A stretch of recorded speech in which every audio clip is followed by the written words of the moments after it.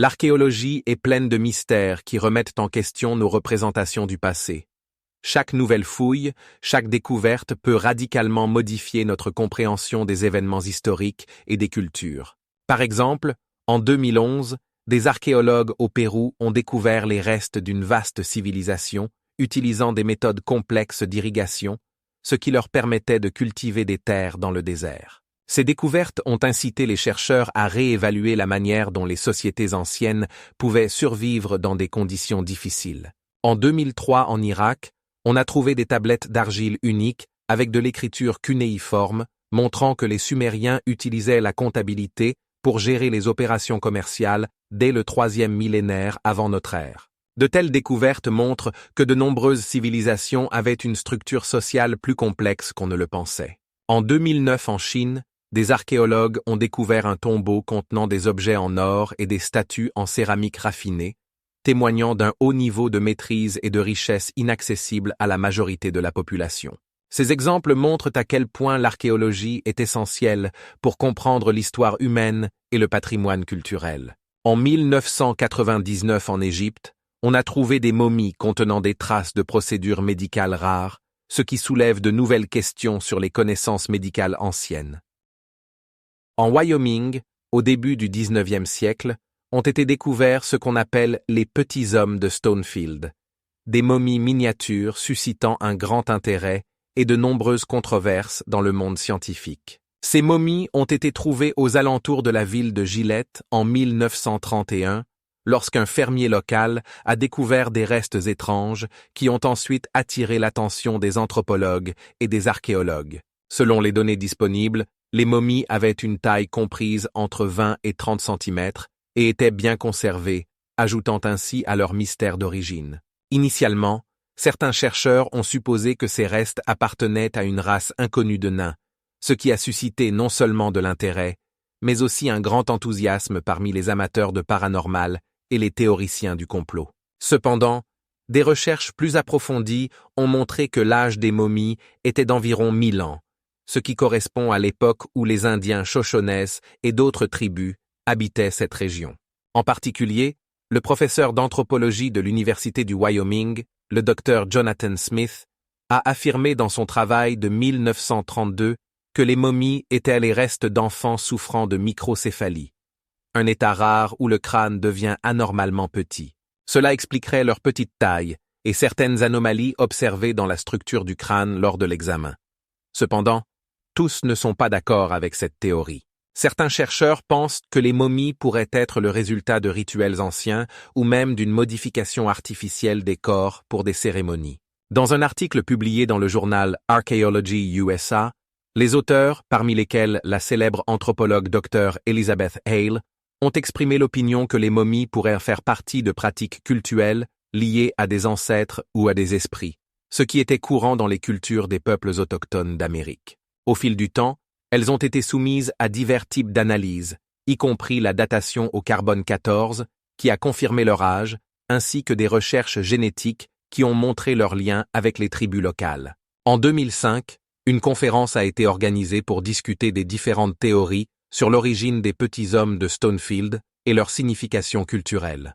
Tandis que certains participants insistaient sur une approche scientifique, d'autres avançaient des hypothèses plus extravagantes, y compris des suppositions sur une origine extraterrestre. Ces discussions ont conduit à des débats animés, montrant à quel point l'interprétation des découvertes archéologiques peut être complexe et multidimensionnelle.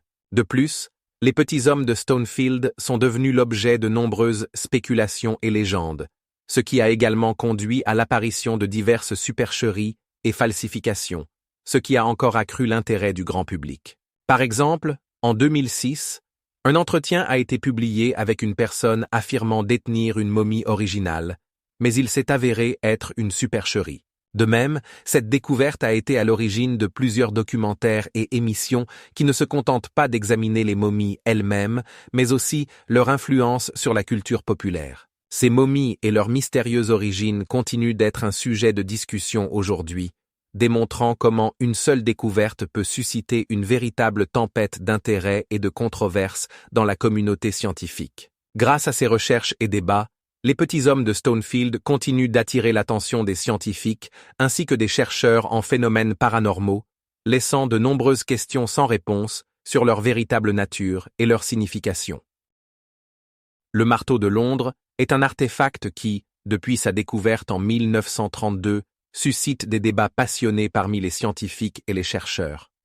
Cet outil a été trouvé dans la région du Kent, dans des couches de calcaire dont l'âge est estimé à plusieurs centaines de millions d'années. Selon les géologues, ces roches datent de la fin du Jurassique, période qui a débuté il y a environ 150 millions d'années. Une étude réalisée par le docteur Edward Blick a révélé que le marteau, fabriqué en acier trempé, se trouvait dans un morceau de roche, ce qui remet en question les représentations actuelles de la chronologie, car ce métal, la fonte, n'a commencé à être produit qu'au XIXe siècle. Le marteau mesure environ 27 cm de long et pèse environ 1 kg. Il a été découvert par un habitant local qui cherchait des fossiles. Depuis lors, cet artefact est devenu non seulement un objet d'intérêt, mais aussi une source de nombreuses théories, y compris des idées sur des civilisations anciennes très développées qui auraient pu exister bien avant l'apparition de l'Homo sapiens.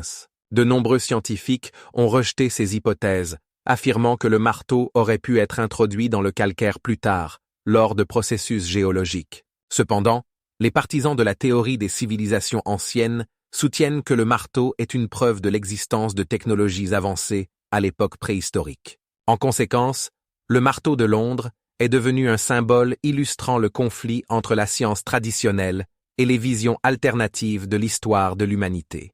En 1986, un projet de recherche dirigé par le docteur John Kendall a analysé le marteau, révélant qu'il contenait des traces de technologies de production moderne. Ces conclusions étaient basées sur le datage au carbone 14 d'autres découvertes et l'analyse de la structure du métal. Cependant, de nombreux scientifiques restent sceptiques, affirmant que de tels artefacts pourraient être le résultat d'activités humaines plus récentes. Les débats autour du marteau de Londres soulèvent des questions importantes sur la manière dont nous comprenons et interprétons l'histoire. Il est devenu un sujet de discussion lors de conférences scientifiques et même dans des émissions de télévision populaires où des experts tentent de déterminer comment cet artefact a pu se retrouver dans une couche aussi ancienne. Au cours des dernières années, de nombreux vidéos et articles ont analysé le marteau de Londres sur Internet, mais beaucoup d'entre eux ne reposent pas sur des données factuelles, mais plutôt sur des spéculations.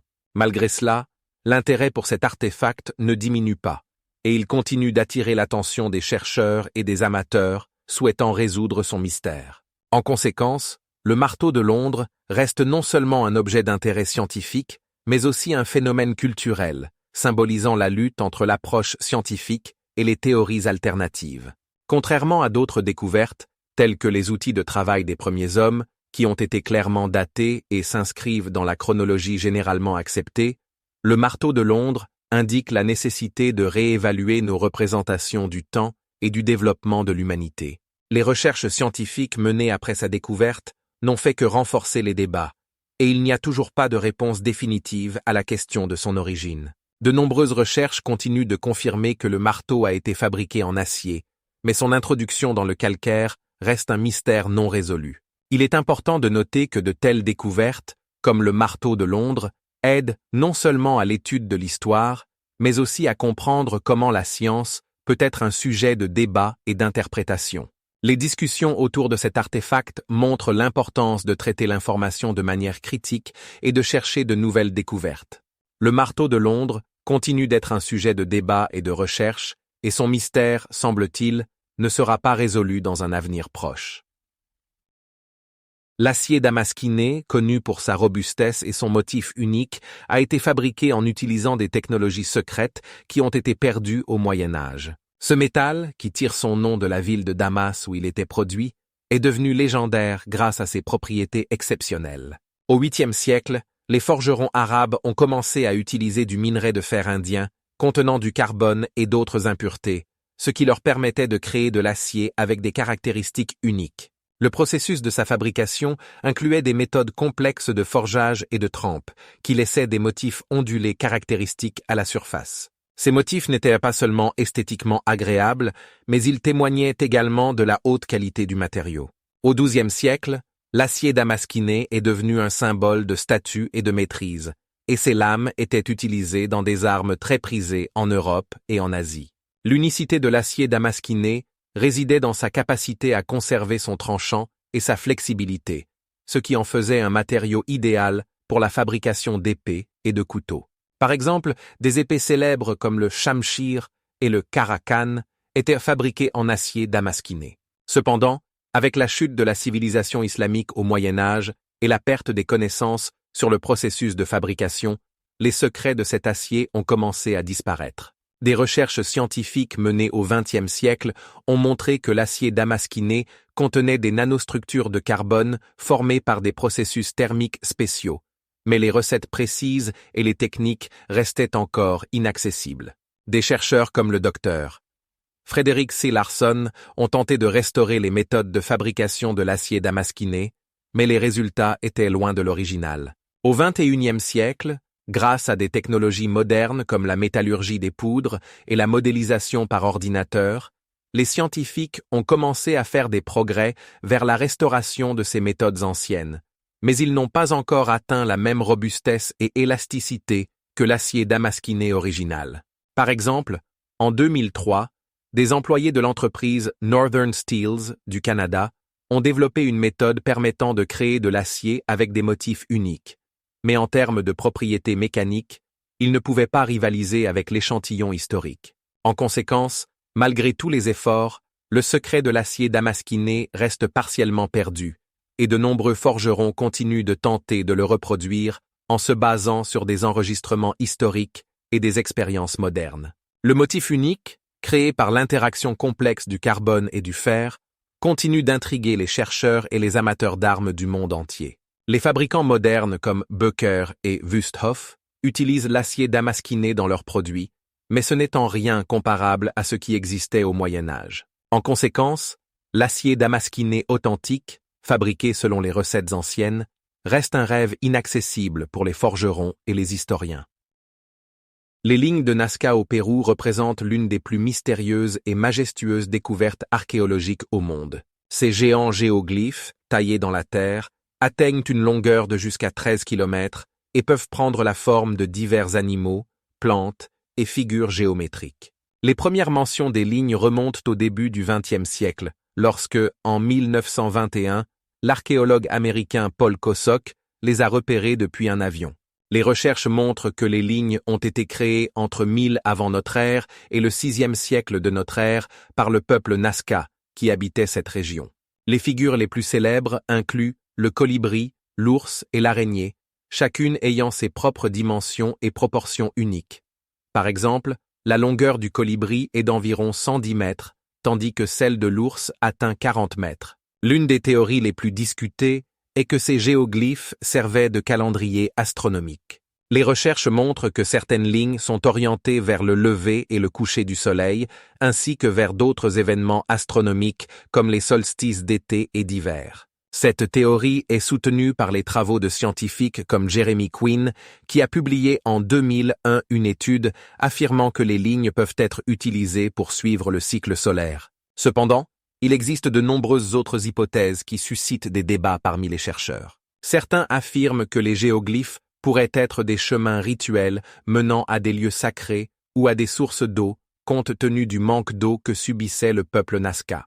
D'autres chercheurs, comme Erich von Däniken, ont proposé que les lignes pourraient être des pistes d'atterrissage pour des extraterrestres, affirmant que seul un point de vue aérien peut révéler leur véritable fonction.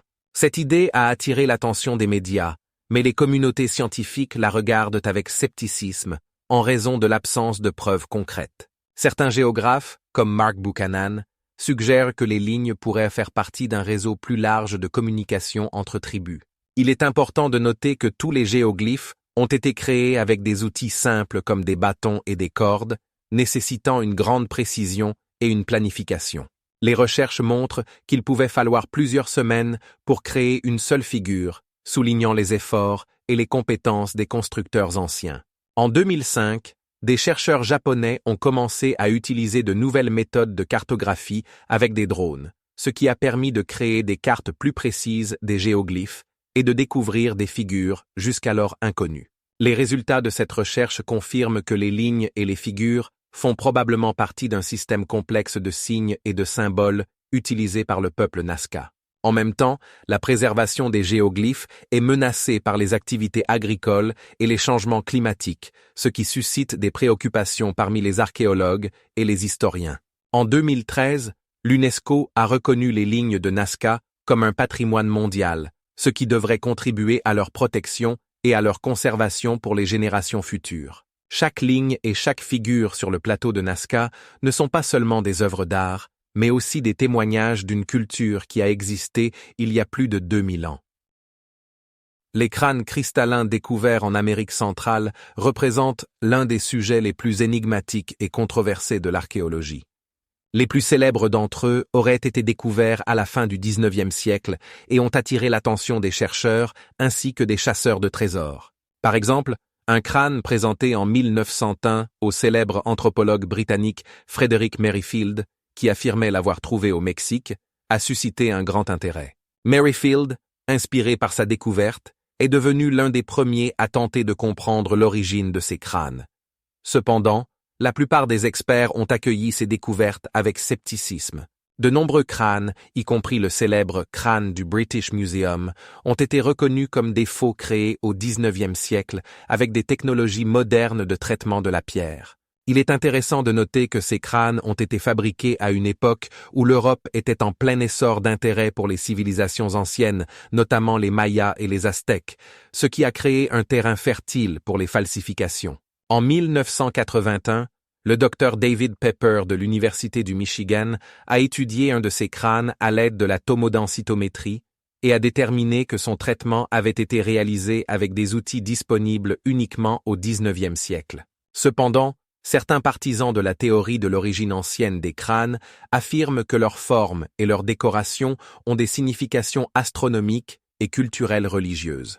Par exemple, il est affirmé que les crânes peuvent représenter des symboles de vie et de mort, et leur transparence et leur éclat leur confèrent un caractère mystique. Ces partisans font référence aux traditions mayas qui accordaient une grande importance aux cristaux et aux pierres. En 1993, l'archéologue Jane Stewart Edwards a publié un travail où elle affirmait que les crânes faisaient partie de rituels liés aux ancêtres. Cependant, ces conclusions ont également été critiquées en raison de l'absence de preuves fiables. Au cours des dernières années, certains chercheurs ont commencé à utiliser des technologies modernes pour analyser les crânes, y compris l'attribution par composition chimique et les méthodes de datation au carbone 14. Par exemple, en 2005, une équipe d'universitaires de l'Université de Californie a mené des tests qui ont montré que certains crânes contenaient des traces de traitement caractéristiques des outils européens. En même temps, d'autres crânes trouvés au Mexique et au Honduras ont été évalués comme étant d'une grande valeur artistique et d'un âge élevé, ce qui attise les débats sur leur véritable origine. En 2012, un autre crâne a été découvert à Texcoco, au Mexique, et est censé dater de la période pré-espagnole, mais son authenticité reste sujette à débat. De nombreuses expositions et enchères où sont vendus des crânes cristallins contribuent également à la propagation des mythes et des rumeurs à leur sujet. Il est important de noter que certains crânes ont été vendus pour des dizaines de milliers de dollars, ce qui souligne leur attrait commercial. Le débat autour des crânes cristallins continue, et différents groupes de chercheurs et de collectionneurs présentent leurs interprétations et théories sur ce qu'ils symbolisent et quelle est leur véritable origine. En fin de compte, les crânes cristallins restent une énigme non résolue, entourée de mythes, de faux et d'authentiques artefacts, ce qui en fait un objet constant d'intérêt pour les scientifiques et les amateurs d'histoire. Les recherches scientifiques se poursuivent, et il est possible que nous obtenions plus d'informations sur la place de ces mystérieux artefacts dans l'histoire de l'humanité. Stonehenge est l'un des plus célèbres monuments mégalithiques du monde, situé dans le comté de Wiltshire, en Angleterre. L'âge de ce monument est d'environ 5000 ans, ce qui le rend plus ancien que de nombreuses civilisations connues. Les premiers blocs de pierre ont été installés autour du XXe siècle avant notre ère, et ce processus a continué pendant plusieurs siècles jusqu'à atteindre l'ampleur que nous voyons aujourd'hui. Stonehenge est composé de gigantesques blocs de pierre verticaux, appelés sarsens, qui atteignent une hauteur de plus de 4 mètres et pèsent jusqu'à 30 tonnes. Ces blocs massifs ont été extraits de carrières situées à plus de 200 km du site de construction, ce qui soulève de nombreuses questions sur les méthodes de leur transport et de leur installation. Plusieurs théories expliquent comment les anciens pourraient avoir déplacé de tels blocs lourds. L'une des plus courantes suggère l'utilisation de rouleaux en bois et de cordes. Les anciens constructeurs auraient pu poser les blocs sur des rondins et les faire rouler sur des pistes préparées pour réduire la friction. Cependant, en pratique, de tels procédés nécessitaient une grande quantité de main-d'œuvre et de temps, ce qui posait sans doute des difficultés. De plus, compte tenu du poids et de la taille des blocs, leur déplacement nécessitait une organisation bien pensée, ce qui indique l'existence d'une structure sociale développée. D'autres chercheurs posent la question de l'utilisation de systèmes de canaux. Ils affirment qu'il aurait pu être créé un sillon spécial dans lequel les blocs auraient été placés, puis remplis d'eau pour les déplacer plus facilement. Cette théorie, bien qu'intrigante, nécessite des découvertes archéologiques supplémentaires pour être confirmée. Stonehenge est également célèbre pour son alignement précis avec le Soleil, ce qui indique les connaissances astronomiques des anciens constructeurs. Le jour du solstice d'été, le Soleil se lève exactement au-dessus d'une des entrées du monument, ce qui suggère son utilisation dans des rituels et des cérémonies liées au culte du Soleil. Les fouilles archéologiques menées au cours des dernières décennies ont révélé de nombreux artefacts confirmant que Stonehenge n'était pas seulement un monument, mais aussi un centre culturel et religieux important de son époque. Les recherches montrent qu'autour de Stonehenge se trouvaient d'autres monuments mégalithiques, tels que des tumulus et des cercles de pierre, ce qui souligne l'importance de cette région pour les anciens. Il est également important de noter que Stonehenge n'était pas le seul mégalithe de son temps. De tels monuments existent dans le monde entier, des îles britanniques à la Mésopotamie. Cependant, c'est Stonehenge qui est devenu le symbole des mystères et des énigmes de l'Antiquité. Aujourd'hui encore, de nombreuses hypothèses sur son utilisation et sa construction sont débattues parmi les historiens et les archéologues. Par exemple, il existe une opinion selon laquelle Stonehenge aurait pu servir d'observatoire astronomique ou de lieu pour des rituels liés au calendrier. Le fait que les blocs de Stonehenge aient été installés avec une précision incroyable pourrait également témoigner des connaissances avancées des anciens en astronomie. De plus, l'analyse au radiocarbone montre que certains des blocs ont été installés à des périodes différentes, ce qui indique un processus de construction prolongé, peut-être sur plusieurs générations. Cela met en lumière non seulement les compétences techniques des anciens constructeurs, mais aussi leurs croyances culturelles et religieuses, qui auraient pu évoluer au fil du temps.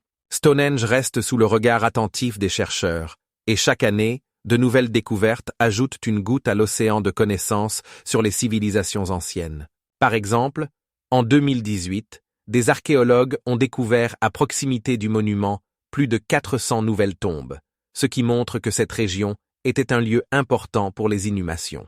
Ces découvertes peuvent éclairer la structure sociale et les coutumes des gens qui ont construit et utilisé Stonehenge. La construction d'un tel monument monumental, comme Stonehenge, nécessitait non seulement des ressources matérielles importantes, mais aussi une main-d'œuvre unie, ce qui indique une organisation du travail développée dans les sociétés anciennes. La écriture de la vallée de l'Indus, qui existait il y a environ 4000 ans, reste l'une des plus mystérieuses thématiques de l'histoire de l'humanité. Les archéologues ont découvert plus de 2000 sceaux sur lesquels sont représentés des symboles, y compris des signes rappelant des hiéroglyphes. Ces découvertes ont été faites dans des lieux tels que Harappa et Mohenjo-Daro, qui étaient de grandes villes de la civilisation indienne. Ces sceaux, généralement taillés dans la pierre, mesurent environ 5 sur 3 cm. Chaque sceau présente des symboles uniques que les chercheurs estiment être des logogrammes ou des signes phonétiques. Cependant, il n'existe pas encore de consensus sur la manière de déchiffrer cette écriture. Contrairement aux écritures cunéiformes sumériennes ou aux hiéroglyphes égyptiens, l'écriture de la vallée de l'Indus n'a pas laissé de textes étendus, ce qui complique son étude. Des archéologues comme le chercheur indien Rajesh Kumar affirment qu'il est nécessaire de trouver plus d'échantillons et de les comparer à d'autres systèmes d'écriture plus connus pour la déchiffrer. Actuellement, il est connu que cette écriture était utilisée pour divers usages, tels que le commerce, l'administration, et peut-être des pratiques religieuses. Certains chercheurs suggèrent que ce système pourrait avoir précédé d'autres formes d'écriture connues, telles que le grec ancien ou le latin, remettant ainsi en question les idées établies sur l'évolution de l'écriture. L'analyse des échantillons montre que les symboles peuvent contenir plus de 100 signes différents, indiquant la complexité et la diversité de la langue utilisée à cette époque. Il existe même des théories selon lesquelles cette écriture pourrait être liée à une famille linguistique qui a précédé les langues modernes de la région du sud de l'Asie. Pendant des décennies, les chercheurs ont tenté de créer des clés pour déchiffrer cette écriture en utilisant des méthodes de traitement informatique et de comparaison avec des langues connues, mais sans succès notable. Des publications scientifiques, telles que le travail de David Rawlings, abordent divers aspects de l'écriture, mais aucune des hypothèses n'a encore été confirmée de manière définitive. Il est important de noter que l'écriture de la vallée de l'Indus pouvait être à la fois un moyen de communication et un symbole de statut, car les sceaux étaient trouvés dans des tombes et dans le contexte de rites. L'utilisation étendue des sceaux indique également un système de commerce et d'administration développé, ce qui est confirmé par les découvertes de balances et de mesures. Il est remarquable que l'écriture indienne n'est pas d'équivalent dans d'autres systèmes d'écriture connus, ce qui souligne sa singularité. Les recherches utilisant des méthodes d'analyse statistique montrent que de nombreux symboles ont des combinaisons répétées, ce qui pourrait indiquer une structure linguistique et une syntaxe utilisées à cette époque. Dans certains cas, les symboles peuvent être liés à des objets spécifiques, ouvrant la voie à des recherches supplémentaires en sémantique et en lexicographie. Les théories selon lesquelles cette écriture pourrait être liée à d'autres civilisations anciennes, telles que les Sumériens ou les Égyptiens, sont également activement discutées, mais non confirmées. Il est important de se rappeler que l'écriture de la vallée de l'Indus pourrait avoir influencé le développement d'autres systèmes d'écriture, tels que l'écriture phénicienne, ce qui est un sujet de débat actif parmi les historiens.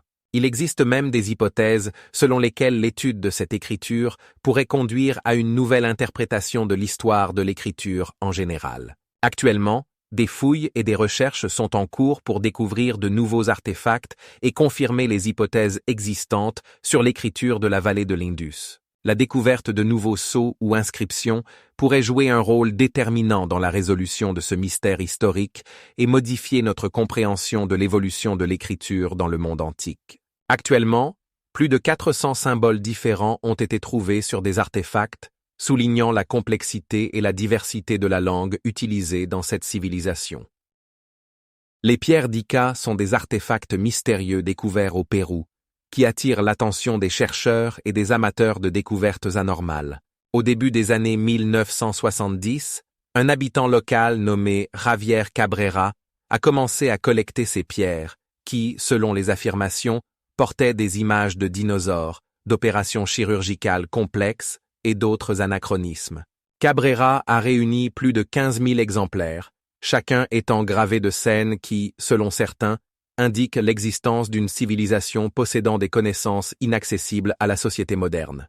Par exemple, sur l'une des pierres, on voit un dinosaure rappelant le Tricératops à côté d'une figure humaine, ce qui soulève des questions sur la coexistence possible entre les hommes et les dinosaures, ces derniers ayant disparu il y a plus de 60 millions d'années. Ces images ont formé la base de nombreuses discussions sur l'authenticité des pierres, car de nombreux scientifiques les considèrent comme des faux créés au XXe siècle. En particulier, une étude menée en 2009 a montré que de nombreuses pierres contenaient des traces d'outils qui ne correspondaient pas aux technologies des cultures anciennes. De plus, des analyses des matériaux dont sont faites les pierres ont révélé que la majorité d'entre elles n'avaient pas plus de 100 ans. Cela suggère que ces artefacts pourraient avoir été créés à notre époque et non à l'époque ancienne, comme le prétendent Cabrera et ses partisans.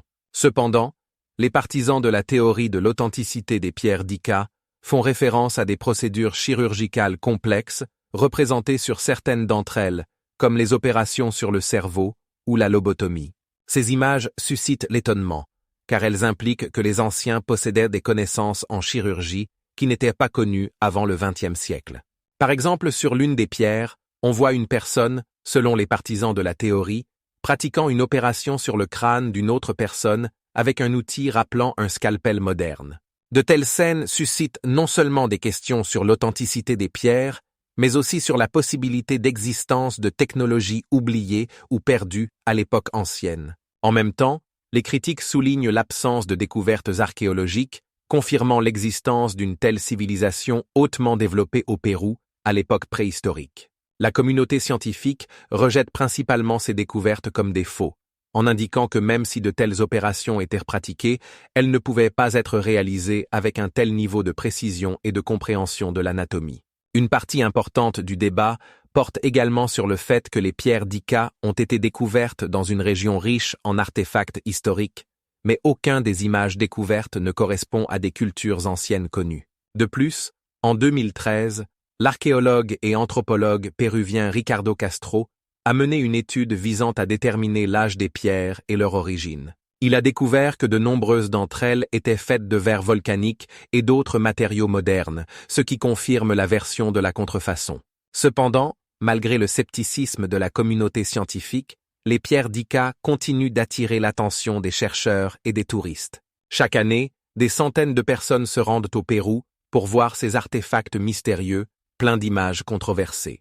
Les habitants locaux organisent même des visites où ils racontent l'histoire des pierres ainsi que leurs opinions sur leur authenticité. Ainsi, les pierres d'Ica deviennent non seulement un objet d'intérêt scientifique, mais aussi un élément important du patrimoine culturel de la région, suscitant des débats et des discussions.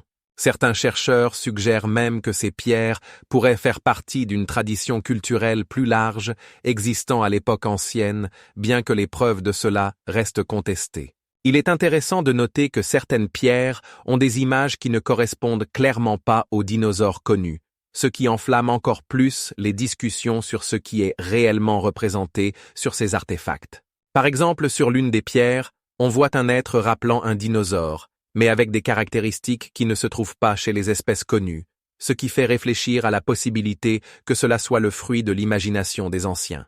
Les pierres d'Ica restent l'un des objets les plus mystérieux et controversés en archéologie, suscitant des débats sur ce qu'elles peuvent nous apprendre sur notre passé.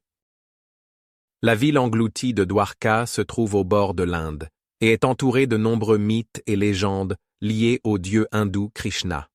Selon les anciens textes, Dwarka a été fondée par Krishna lorsqu'il a décidé de quitter sa ville natale de Vasishtali pour créer une nouvelle capitale pour son royaume. Les écrits védiques, tels que le Mahabharata et les Puranas, décrivent Dwarka comme une ville majestueuse, avec une architecture somptueuse, des murs élevés et de nombreux temples.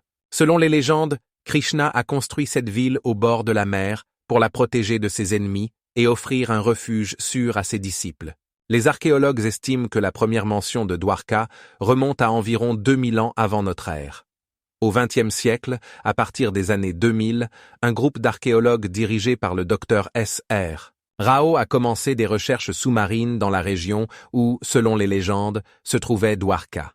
Au cours de leurs fouilles, ils ont découvert des structures sous-marines qui pourraient être les restes de bâtiments anciens, ainsi que de nombreux artefacts tels que de la céramique, des pièces de monnaie et des outils.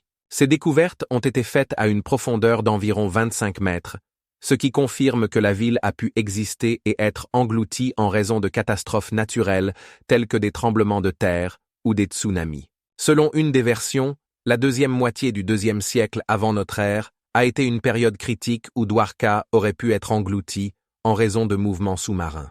Les chercheurs ont noté qu'il y a eu des tremblements de terre forts dans cette région et que ces événements ont pu entraîner une augmentation significative du niveau de l'eau. Les recherches montrent que des fondations de bâtiments se trouvent au fond de la mer, qui pourraient avoir servi de base pour des bâtiments résidentiels et publics. Certains éléments architecturaux rappellent le style de l'époque du Mahabharata, avec des éléments caractéristiques de l'architecture ancienne indienne tels que des colonnes et des constructions en arcade. Au XXIe siècle, les recherches sous-marines continuent et de nombreux chercheurs émettent l'hypothèse que Dwarka faisait partie d'un réseau plus vaste de commerce et d'échanges culturels à l'époque ancienne. Il est intéressant de noter que la ville engloutie est devenue un objet de nombreux mythes et discussions, tant parmi les chercheurs que parmi les amateurs d'histoire. Certains chercheurs établissent même un lien entre l'existence de Dwarka et d'autres civilisations englouties, telles qu'Atlantide, et tentent de trouver des traits communs dans ces légendes. Les textes védiques mentionnent que la ville était divisée en 3 parties et entourée de nombreux canaux, ce qui la rend unique parmi les villes anciennes. Il existe même des théories selon lesquelles Krishna, en tant qu'incarnation du dieu Vishnu, aurait utilisé ses pouvoirs divins pour créer et protéger la ville. Actuellement, les découvertes archéologiques et les légendes sur Dwarka continuent d'attirer l'intérêt, et de nombreux touristes se rendent en Inde pour voir l'endroit où, selon la légende, se trouvait cette ville mystérieuse.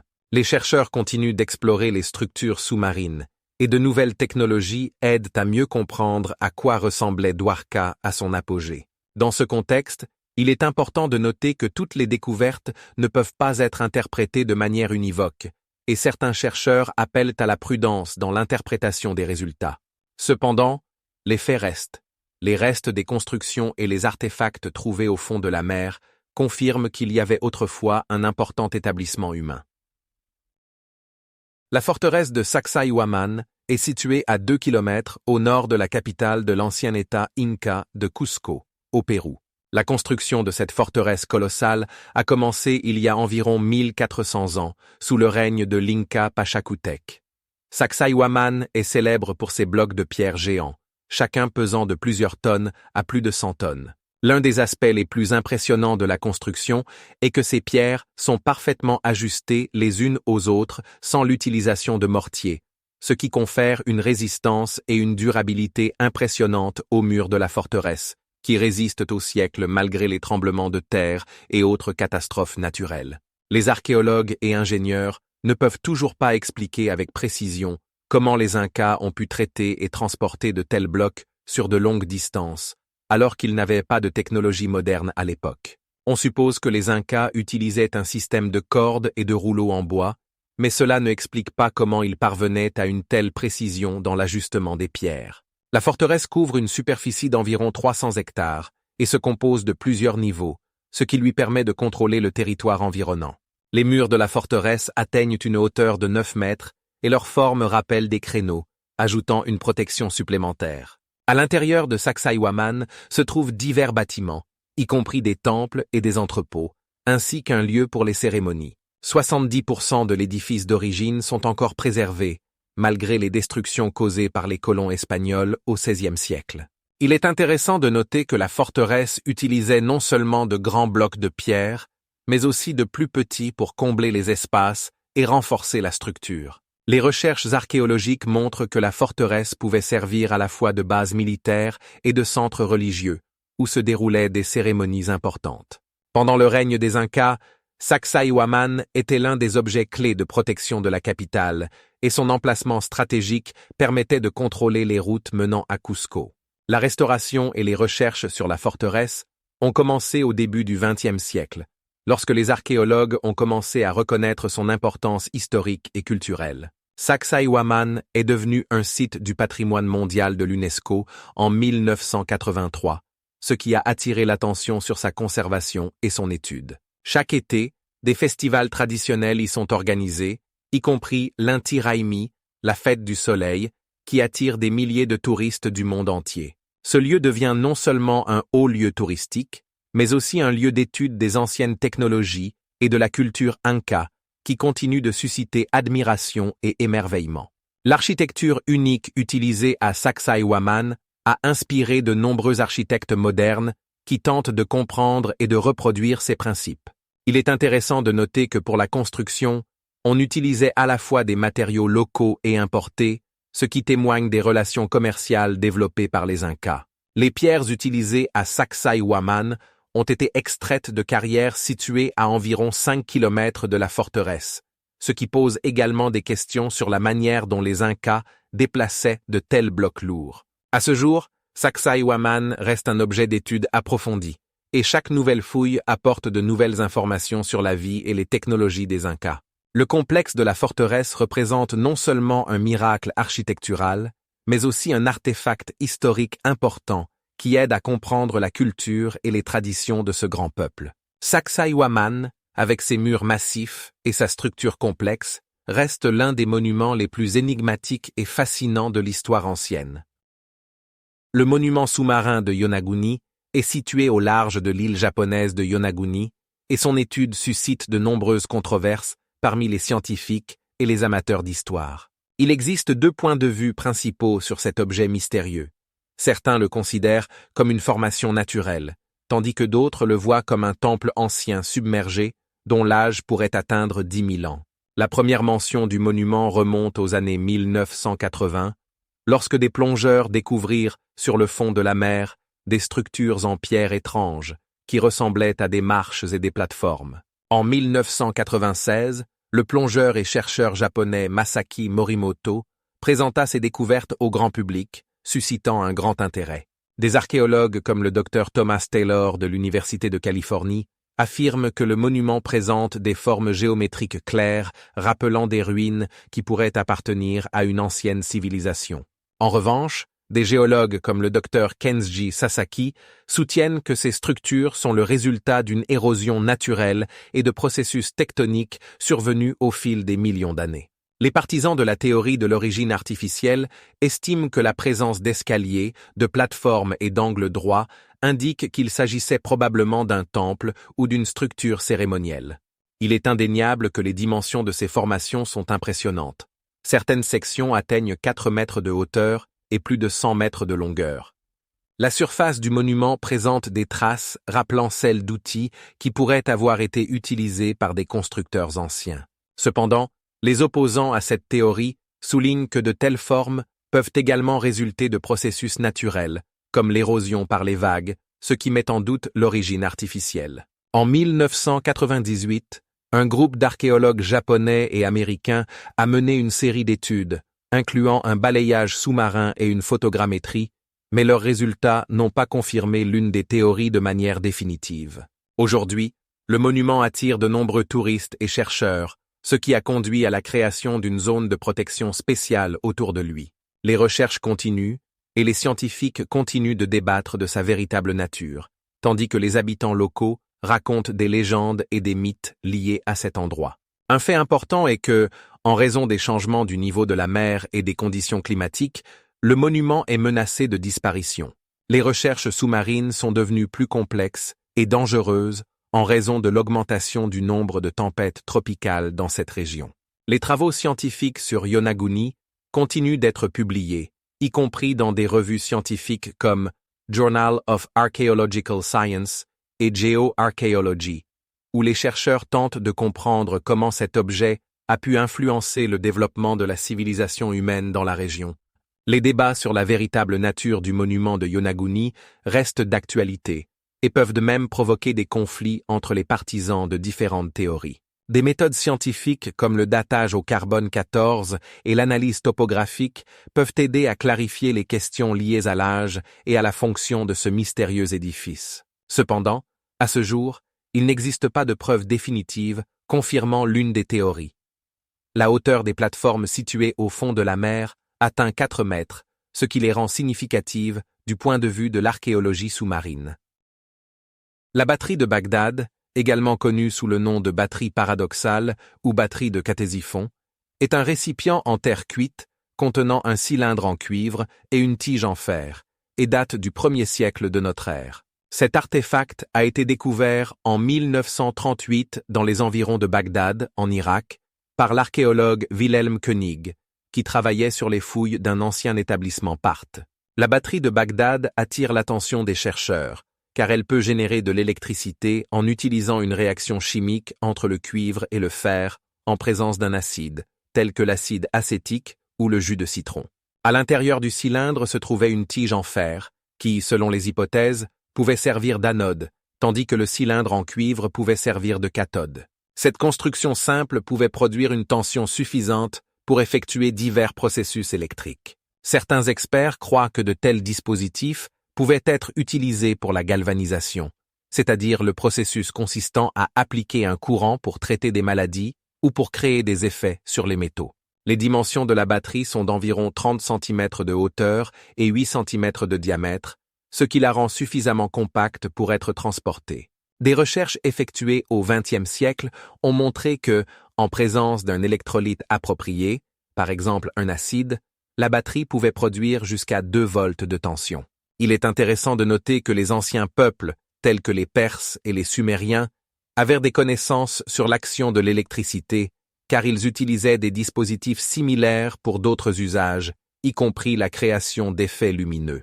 La batterie de Bagdad suscite des débats parmi les historiens et les archéologues sur le fait qu'elle ait réellement été utilisée pour générer de l'électricité ou qu'elle ait eu d'autres fonctions, par exemple comme un récipient pour conserver des reliques sacrées ou pour stocker de la nourriture. Certains chercheurs avancent l'hypothèse que de tels dispositifs pouvaient faire partie de pratiques rituelles ou d'expériences scientifiques démontrant des propriétés extraordinaires de la nature. Par exemple, en Égypte antique, on utilisait du cuivre pour créer des miroirs, et il y a des hypothèses que des constructions similaires pouvaient être utilisées pour obtenir des effets similaires. Il est important de noter que, bien que la batterie de Bagdad existe, il n'y avait pas de science électrique développée à l'époque, et l'utilisation de l'électricité restait principalement au niveau d'expériences amateurs. Cependant, cet objet soulève des questions importantes sur le niveau de développement des technologies des civilisations anciennes et leur influence sur la vie quotidienne des gens.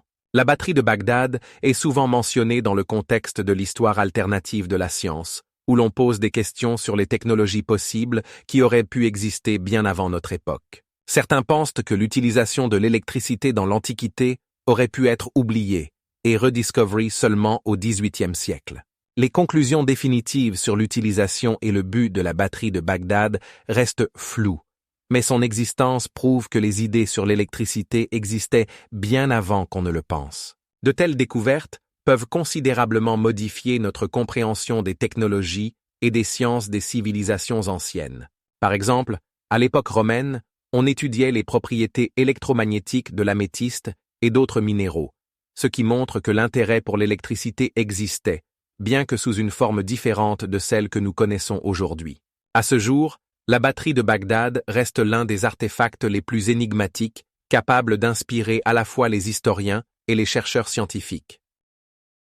Les dodécaèdres romains représentent des objets mystérieux en bronze, à 12 faces, qui continuent de susciter l'intérêt et les débats parmi les historiens et les archéologues. Ces artefacts inhabituels ont été découverts au début du XIXe siècle, mais leur origine et leur usage restent encore aujourd'hui énigmatiques. À ce jour, plus de 100 découvertes sont connues, datées du IIe ou IIIe siècle de notre ère, principalement sur le territoire de l'Empire romain, de la Bretagne à la Roumanie. Chaque dodécaèdre présente 12 faces, sur chacune desquelles sont disposés des trous ronds de différentes tailles. Les tailles les plus courantes varient de 30 à 40 cm de diamètre, ce qui les rend assez pratiques pour une utilisation manuelle. Certains chercheurs suggèrent que ces objets pourraient avoir servi d'instruments de mesure, par exemple pour déterminer des distances ou des angles.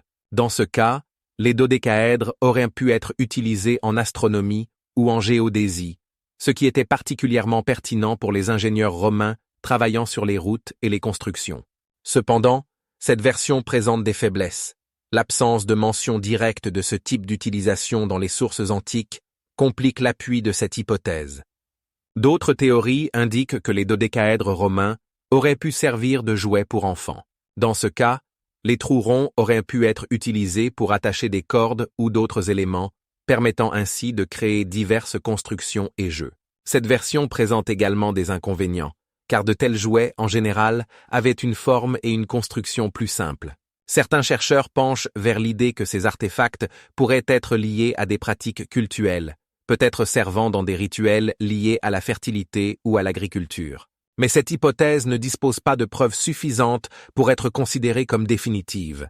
Il est intéressant de noter que les versions plus petites de dodécaèdres sont souvent trouvées dans des pièces où pourraient se situer des ateliers ou des entrepôts, ce qui suggère qu'ils auraient pu être utilisés comme outils dans le processus de production. Cependant, l'absence de mention claire dans les sources historiques laisse place à des spéculations. Certains experts pensent que les dodécaèdres romains pourraient être liés à des jeux, comme les cubes modernes, mais il n'existe pas de preuves claires à ce sujet non plus. Au XXe siècle, des recherches systématiques ont commencé sur ces objets.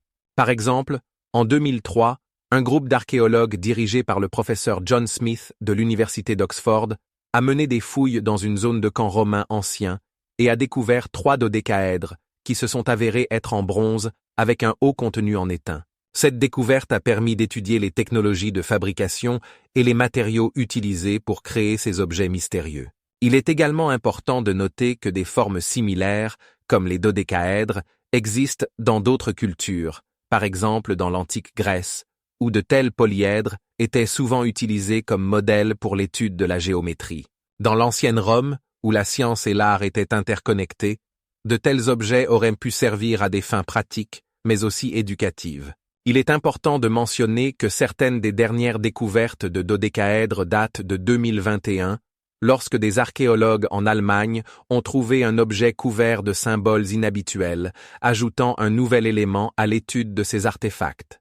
Aujourd'hui, les opinions sur l'usage des dodécaèdres romains divergent, mais leur nature énigmatique continue d'attirer l'attention des chercheurs qui cherchent à percer les secrets de ces objets anciens. Ces objets peuvent avoir des fonctions très variées, allant à leur utilisation dans des rituels, des jeux ou même comme outils.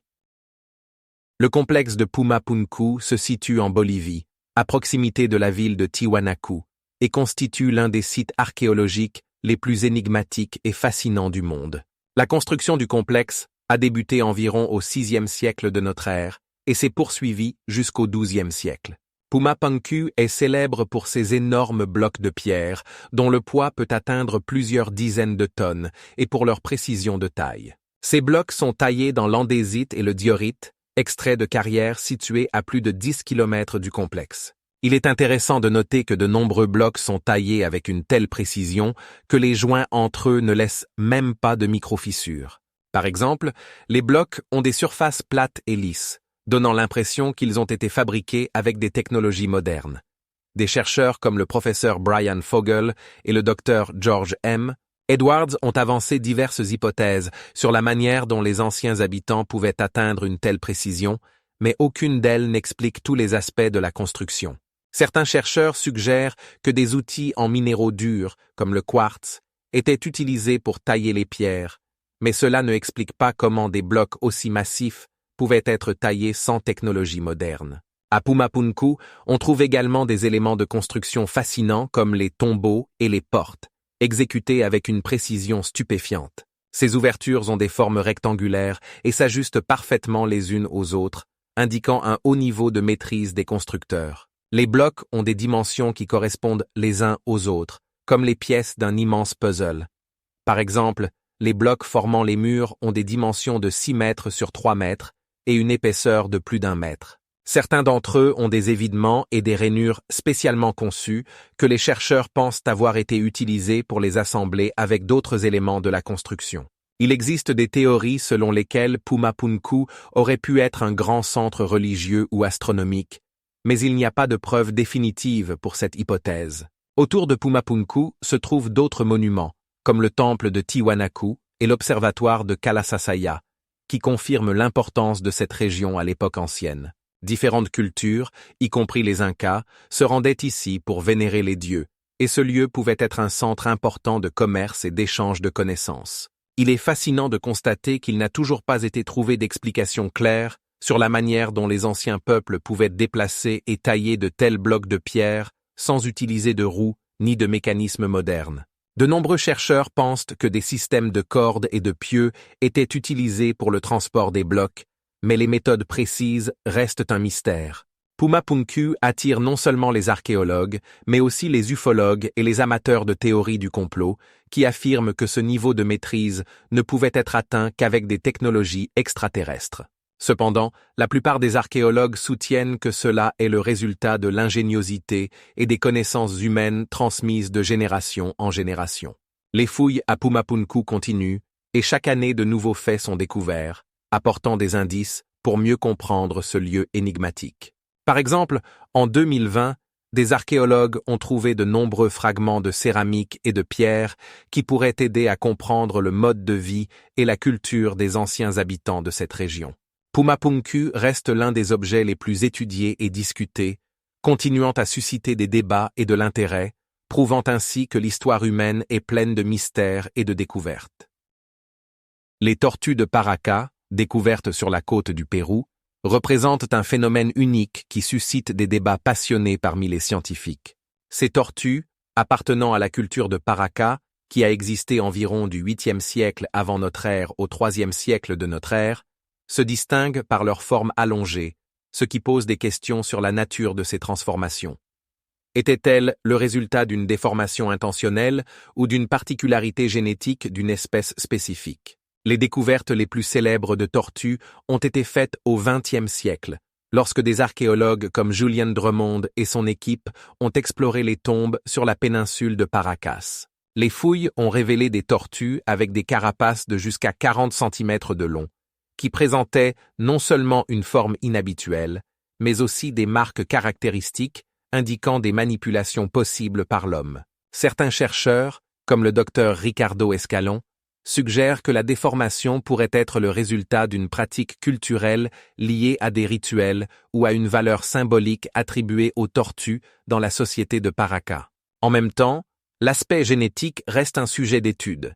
Certains biologistes analysent l'ADN des spécimens pour déterminer s'il existe des liens avec des espèces modernes de tortues, comme la tortue verte. Les découvertes montrent que les tortues de Paracas occupaient une place particulière dans la culture. Leurs images apparaissent sur des objets en céramique et des textiles, indiquant leur importance dans les rituels ou la vie quotidienne. Les recherches montrent que les Paracas utilisaient les tortues comme source de nourriture et de matériaux pour fabriquer des outils. Par exemple, les carapaces de tortues étaient utilisées pour créer divers objets, des ornements aux objets domestiques. Cependant, c'est la forme des tortues qui devient un sujet de débat. Les découvertes montrent que dans certains cas, l'allongement de la carapace pouvait être lié à des caractéristiques de leur environnement de vie, tandis que d'autres scientifiques affirment qu'il s'agissait d'une déformation intentionnelle. Au début des années 2000, un groupe de chercheurs de l'Université de Lima, dirigé par le docteur Eduardo Salas, a conduit des recherches approfondies qui ont montré que la déformation pourrait être liée aux statuts sociaux. Par exemple, les tortues avec une déformation plus prononcée pouvaient appartenir à des membres plus influents de la société. Cette découverte ajoute une nouvelle couche à la compréhension de la structure sociale des Paracas. De plus, les tortues de Paracas sont souvent trouvées dans les tombes, ce qui indique leur possible valeur rituelle. Dans certains cas, les archéologues ont découvert des tortues placées près des restes, ce qui suggère leur utilisation dans les rites funéraires. Différentes découvertes montrent que les Paracas croyaient peut-être que les tortues aidaient les âmes des morts à passer dans l'au-delà. Ces dernières années, l'intérêt pour les tortues de Paracas a augmenté, et les chercheurs continuent d'étudier leurs restes pour comprendre comment les Paracas interagissaient avec ces animaux. Les nouvelles méthodes d'analyse, comme la tomodensitométrie, permettent d'examiner plus en détail la structure de la carapace et les organes internes, ce qui peut aider à comprendre comment les tortues s'adaptaient à leur environnement. Certains chercheurs analysent également les conditions climatiques sur la côte du Pérou à cette époque pour déterminer quels facteurs pouvaient influencer les animaux marins. Ainsi, les tortues de Paracas restent un sujet de débats actifs, tant parmi les historiens que parmi les biologistes. L'application de nouvelles technologies et de méthodes de recherche peut conduire à de nouvelles découvertes qui aideront à mieux comprendre comment cette culture unique s'est développée et quel rôle jouaient les tortues dans leur vie. Il est intéressant de noter que les tortues modernes vivant dans les mêmes eaux montrent également une diversité de formes, ce qui pourrait indiquer que l'évolution de cette espèce continue encore aujourd'hui. Le mécanisme d'Anticythère est un ancien ordinateur analogique grec, vieux d'environ 2000 ans, conçu pour des calculs astronomiques. Il a été découvert en 2001 avant notre ère, sur un navire grec naufragé près de l'île d'Anticythère, située entre Crète et Péloponnèse. Ce mécanisme est composé de plus de 30 engrenages en bronze, fonctionnant selon le principe des transmissions à engrenages. Les recherches ont montré que le mécanisme d'Anticythère utilisait des modèles mathématiques complexes pour calculer la position du Soleil, de la Lune et des planètes. L'une de ses particularités est qu'il pouvait prédire les éclipses solaires et lunaires, permettant ainsi aux utilisateurs de prévoir des événements astronomiques importants. Par exemple, en 2018, un groupe de chercheurs dirigé par le professeur John S. Savas de l'Université d'Athènes a découvert que le mécanisme pouvait également calculer les cycles des Jeux olympiques, établissant un lien entre les événements astronomiques et les dates des compétitions sportives. L'appareil comporte plusieurs cadrans affichant les données sur le mouvement des corps célestes.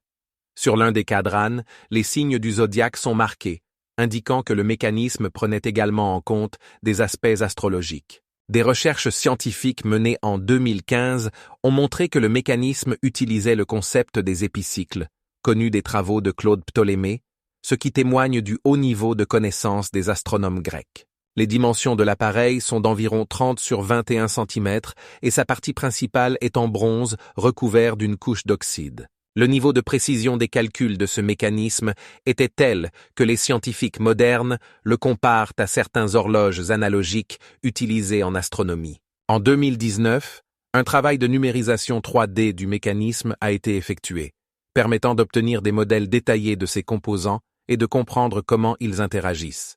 Cette découverte a montré que le niveau d'ingénierie atteint par les Grecs était bien supérieur à ce qui était previously thought. Certains chercheurs affirment que des dispositifs similaires pourraient avoir existé dans d'autres cultures, comme en Chine ancienne, mais aucun n'a survécu jusqu'à nos jours.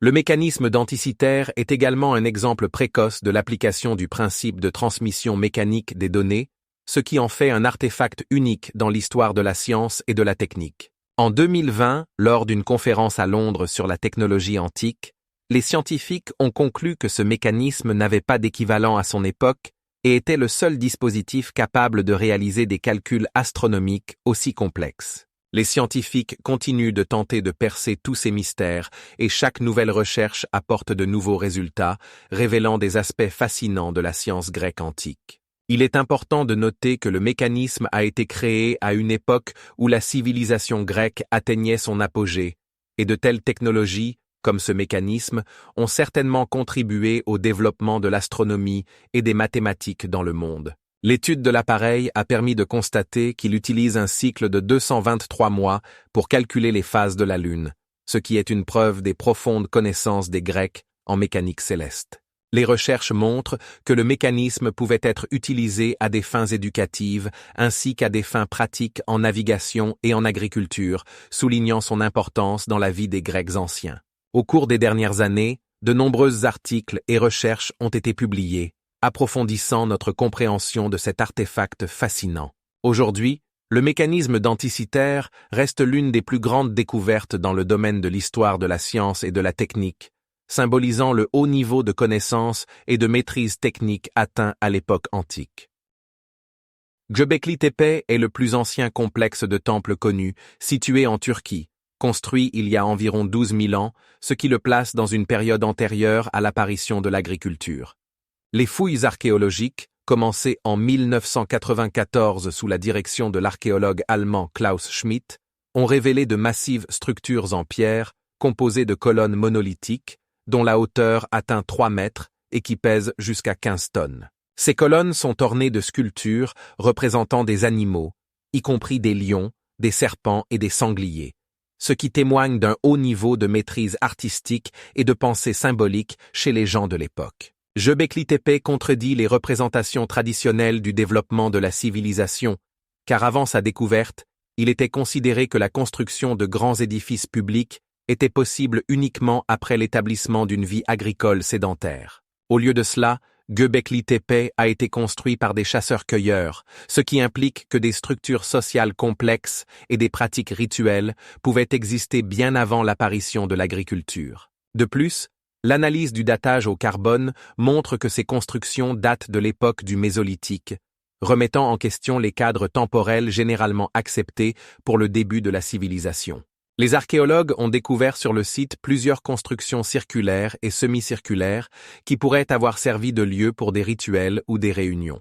À ce jour, seul environ 15% de la surface du complexe a été étudiée, ce qui laisse de nombreuses questions sur sa fonction et sa valeur culturelle. Les colonnes, éléments centraux des constructions, sont plantées dans le sol en cercle, créant une sorte de sanctuaire qui aurait pu servir de lieu de culte ou de cérémonie.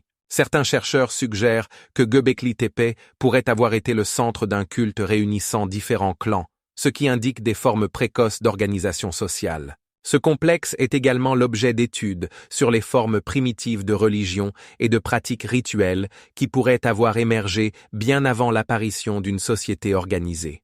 Compte tenu de l'ampleur et de la complexité de la construction, on peut supposer que les gens qui ont créé Göbekli Tepe possédaient un travail organisé et une vision claire de leurs objectifs.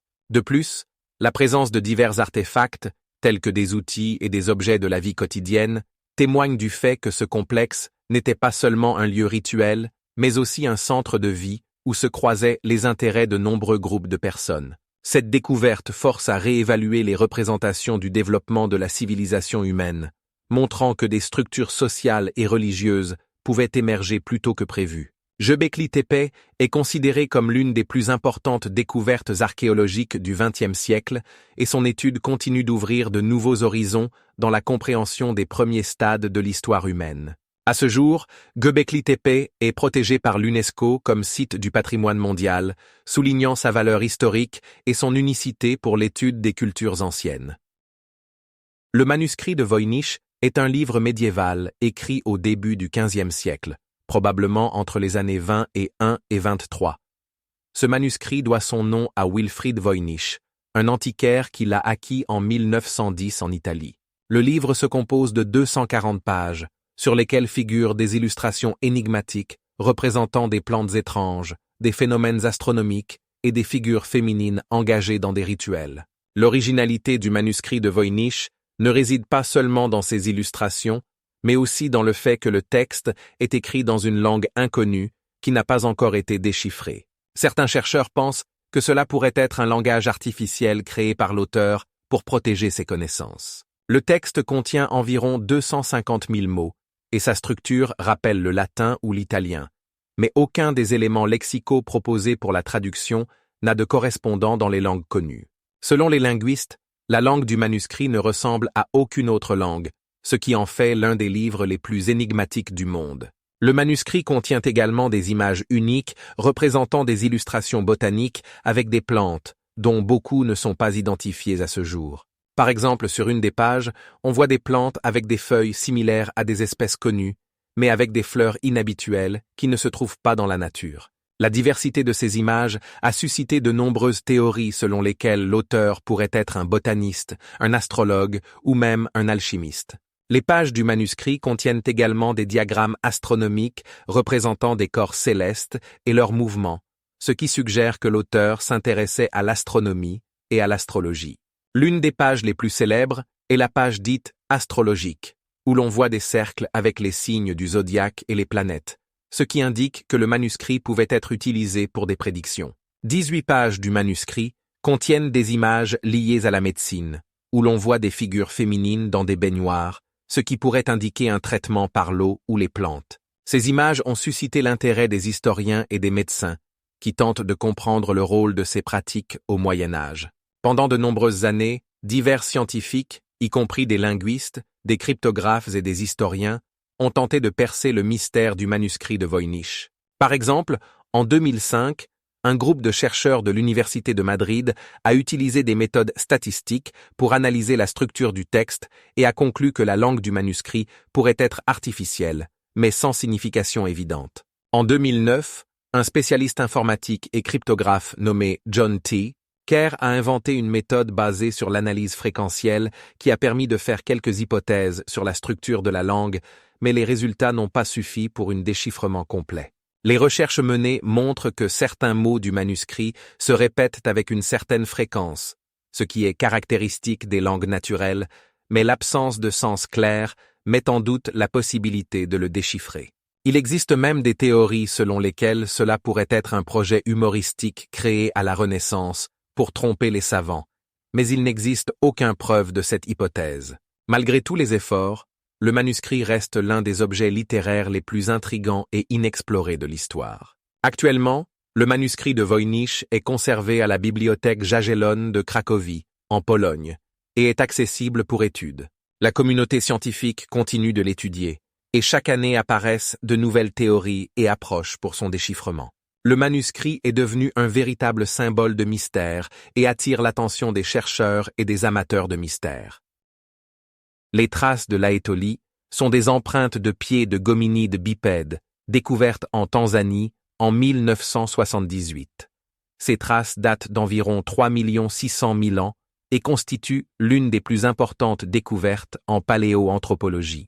Leur découverte est due aux travaux du paléontologue Mary Leakey et son équipe, qui ont exploré la région près du volcan Olduvai. Cette découverte ne se limite pas à une simple empreinte, mais à une véritable piste composée de plus de 20 empreintes, conservées dans du dépôt volcanique. Les dimensions des empreintes varient, et certaines atteignent une longueur d'environ 26 cm, ce qui indique qu'elles ont été laissées par des individus adultes, probablement proches du genre Australopithecus afarensis. Ces empreintes montrent que ces hominides possédaient déjà une démarche bien définie, ce qui les distingue des autres primates.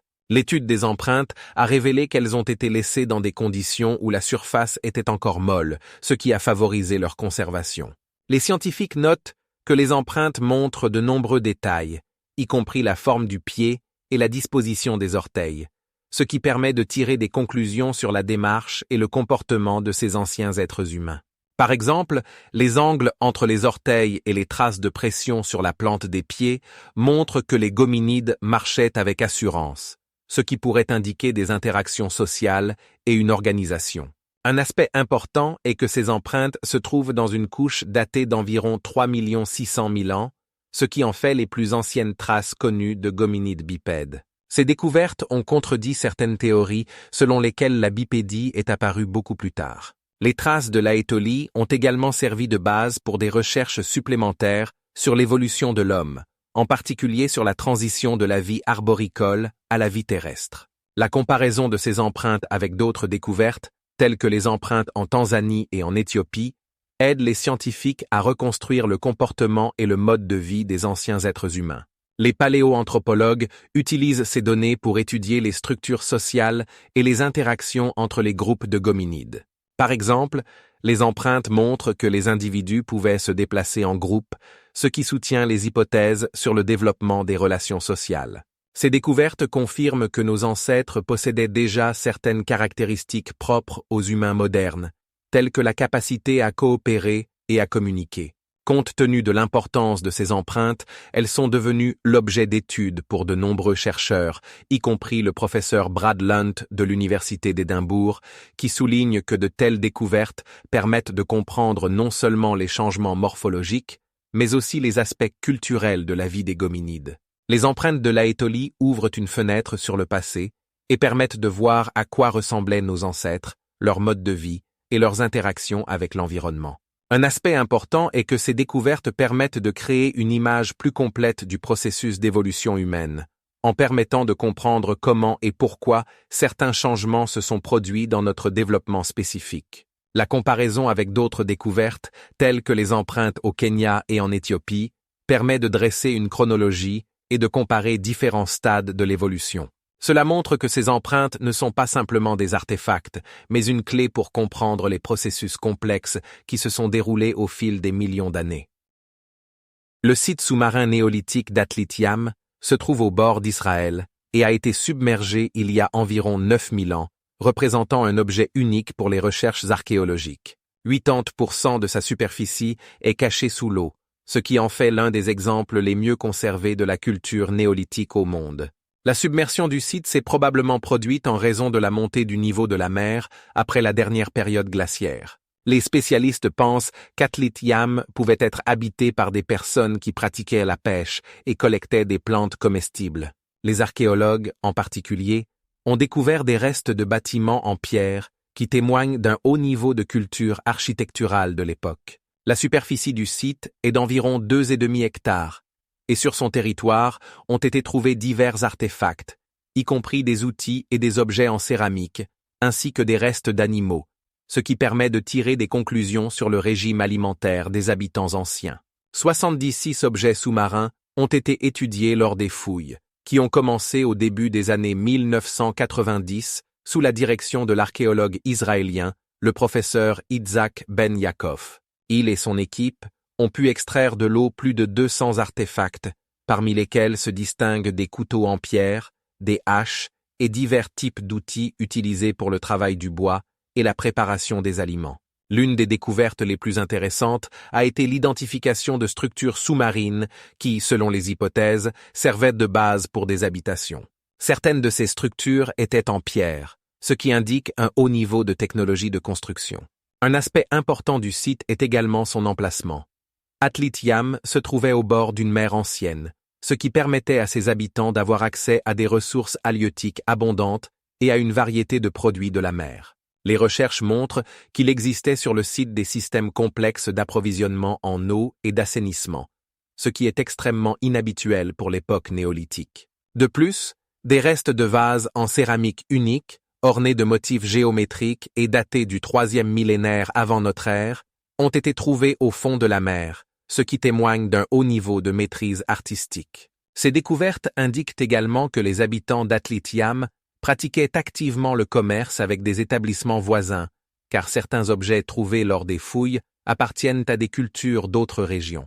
Il est intéressant de noter que des restes de rituels sacrificiels ont également été découverts. Des archéologues ont trouvé des os d'animaux qui, probablement, étaient utilisés dans des cérémonies. Ces faits permettent de supposer que les anciens habitants d'Atlit-Yam avaient des structures sociales complexes et des croyances religieuses. Un autre point important est la découverte de restes de bateaux anciens au fond de la mer, ce qui confirme que les habitants pouvaient se déplacer activement sur l'eau. Les recherches menées ont permis de constater qu'Atlit-Yam n'était pas seulement un lieu d'habitation, mais un centre culturel important de son époque, où se croisaient les routes commerciales et se développait une culture unique. Les fouilles se poursuivent, et chaque nouvelle découverte confirme que ce site est une clé pour comprendre la vie des gens au néolithique. Actuellement, Atlit-Yam est un site protégé, et son étude se poursuit à la fois du point de vue archéologique et historique, car chaque nouvelle découverte ajoute des détails à la peinture du monde ancien. Il est important de noter que Atlit-Yam est également devenu un site populaire pour le tourisme sous-marin, attirant l'attention des chercheurs et des amateurs d'histoire du monde entier. Les mystérieux anneaux de Bahistán constituent l'une des découvertes archéologiques les plus intrigantes en Afghanistan. Ces anneaux métalliques, fondus dans les rochers, ont été découverts dans la région de Bahistan, située au sud-est du pays, et leur origine reste encore incertaine. Il est important de noter que ces anneaux ont un diamètre impressionnant, allant d'1 à 2 mètres, et sont fabriqués à partir d'un alliage de cuivre et d'étain, ce qui suggère des technologies métallurgiques avancées qui existaient dans la région à l'époque ancienne.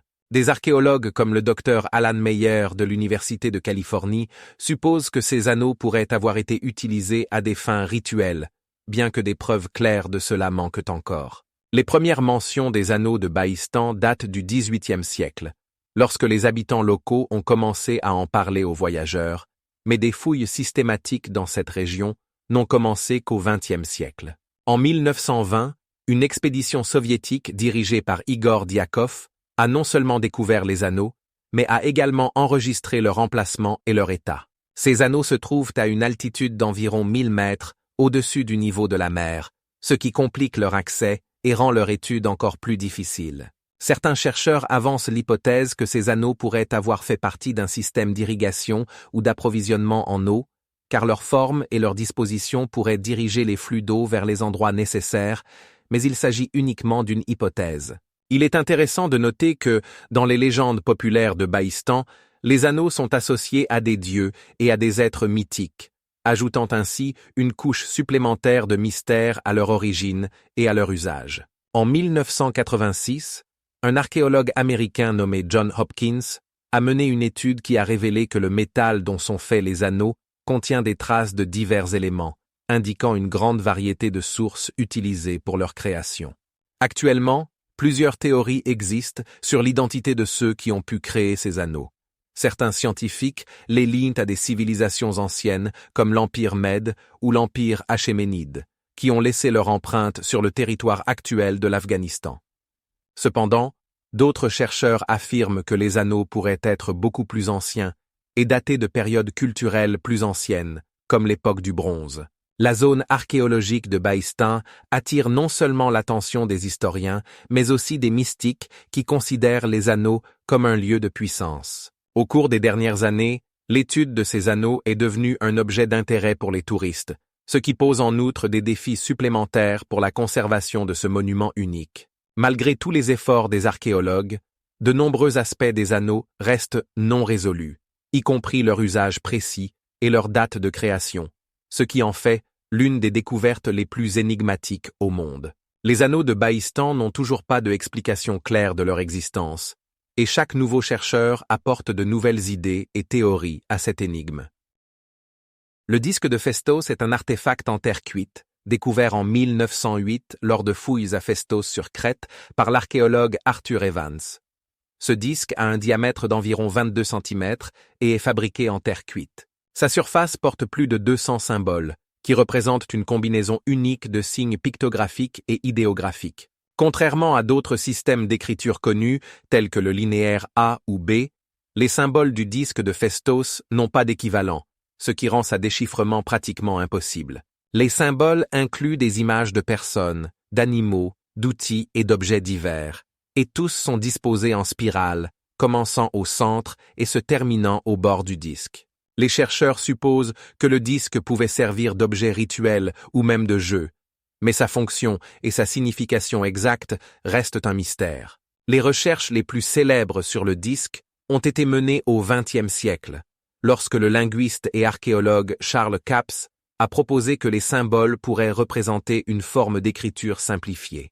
Au XIIe siècle avant notre ère, lorsque le disque a été créé, Crète était sous l'influence de la civilisation minoenne, l'une des premières civilisations développées en Europe. Cette civilisation est connue pour ses palais et son architecture développée, ainsi que pour ses fresques raffinées et sa céramique. Malgré de nombreuses tentatives de déchiffrement du disque, aucune théorie n'a reçu une large reconnaissance scientifique. Au XXe siècle, plusieurs linguistes ont proposé leur propre version, y compris l'idée que le disque pouvait être une forme de propagande ou de culte religieux précoce. Cependant, aucune de ces théories n'a été confirmée. L'apparence extérieure du disque suscite également l'intérêt. La surface est lisse et les symboles sont gravés, ce qui indique qu'ils ont été créés à l'aide d'une technique d'impression. Les dimensions et la forme du disque permettent également de supposer qu'il pouvait être utilisé dans un contexte de jeu, bien que cela reste une hypothèse. Au XXIe siècle, certains chercheurs ont commencé à utiliser des technologies modernes, telles que le traitement d'images par ordinateur, pour analyser les symboles, mais même cela n'a pas donné de résultat définitif. Le disque est conservé dans le musée archéologique d'Héraklion sur Crète et attire l'attention des touristes et des chercheurs du monde entier. Il est remarquable que, malgré son mystère, le disque est devenu un symbole de la culture minoenne et l'un des artefacts les plus discutés de l'Antiquité. Près de Phaistos se trouvent également d'autres découvertes archéologiques, telles que le palais de Phaistos, qui était également un centre important de la civilisation minoenne. Dans ce palais ont été trouvés de nombreux objets qui aident à comprendre la vie et la culture de cette époque. Le disque de Phaistos reste l'un des plus grands défis pour les historiens et les linguistes, et son mystère semble continuer à fasciner les chercheurs pendant encore longtemps. À ce jour, aucune des théories sur le déchiffrement du disque n'a été définitivement confirmée, et il reste une énigme non résolue. La colonne de fer de Delhi, connue sous le nom de Qutba Minar, a été érigée au IVe siècle de notre ère et constitue l'un des exemples les plus fascinants de la métallurgie antique. Cette colonne, haute de 7 mètres et pesant plus de 6 tonnes, a été fabriquée en fer, qui, malgré son âge, résiste presque à la corrosion. Cela suscite l'étonnement des métallurgistes modernes, car la colonne a été installée en plein air, exposée aux conditions atmosphériques pendant plus de 16 siècles. La question principale qui tourmente les scientifiques est de savoir comment les forgerons indiens anciens ont pu créer un alliage aussi résistant à la corrosion. Certains chercheurs suggèrent que des technologies spéciales utilisées lors du forgeage permettaient d'obtenir du fer avec une teneur en carbone faible, moins sujet à l'oxydation.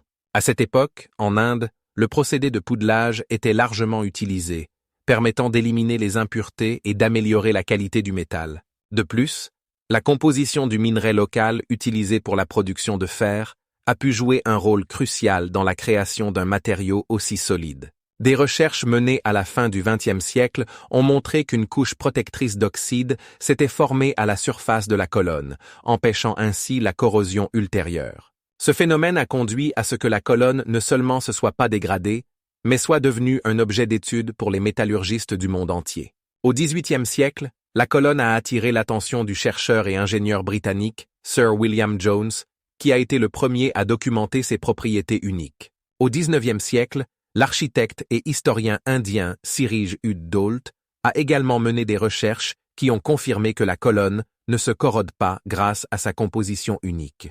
Cependant, malgré cela, la question exacte des méthodes utilisées à l'époque reste sans réponse. Étant construite à l'époque de la dynastie des Gupta, il est considéré que sa création est liée à un haut niveau de technologie et de science de l'époque. Comparé aux méthodes modernes utilisant des revêtements protecteurs et des alliages complexes, les métallurgistes indiens anciens ont démontré que la connaissance des propriétés des métaux et de leur traitement peut être extrêmement approfondie. La résistance unique de la colonne à la corrosion sert de rappel que même à l'époque ancienne, les gens pouvaient atteindre des résultats impressionnants en science et en technologie. Actuellement, la colonne est non seulement un monument historique, mais aussi un objet de vénération pour de nombreux touristes et chercheurs qui se rendent à Delhi pour voir cet exploit d'ingénierie. De plus, la colonne attire l'attention sur les questions de conservation des artefacts historiques dans les conditions de pollution et de changement climatique actuels. Les recherches scientifiques continuent, et actuellement, les scientifiques effectuent des expériences sur des échantillons de métal pour déterminer la composition et les propriétés exactes du fer utilisé pour la construction de la colonne, dans l'espoir que cela puisse aider dans les technologies modernes de protection des métaux contre la corrosion. 80% du fer utilisé dans les constructions modernes est sujet à la corrosion, ce qui rend l'étude de la colonne particulièrement pertinente. Il est intéressant de noter que la colonne a été construite sans utiliser d'outils et de technologies modernes, ce qui met en évidence le savoir-faire des forgerons anciens et leur compréhension des métaux.